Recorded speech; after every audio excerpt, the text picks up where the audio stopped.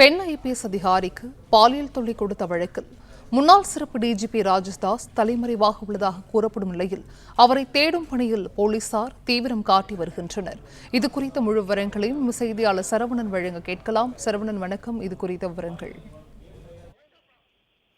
தமிழ்நாடு காவல்துறையில சிறப்பு டிஜிபியாக பொறுப்பு வகித்த ராஜேஷ் தாஸ் அப்போது பணியில் இருந்த பெண் ஐபிஎஸ் அதிகாரிக்கு பாலியல் தொல்லை கொடுத்ததாக ஒரு புகார் கொடுக்கப்பட்டு அது சிபிசிஐடி போலீசார் விசாரணை மேற்கொண்டு வந்தார்கள்.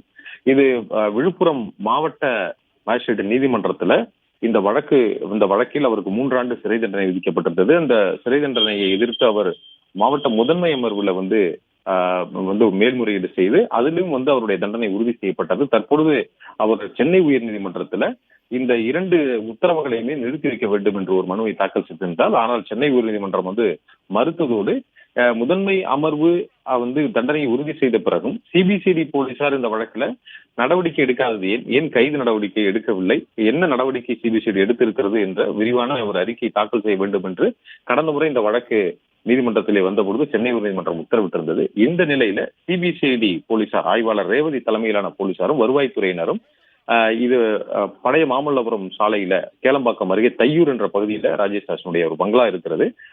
அங்கே சென்று பார்த்த பொழுது அங்கே அவர் இல்லை என்று தெரிவித்திருக்கிறார்கள்.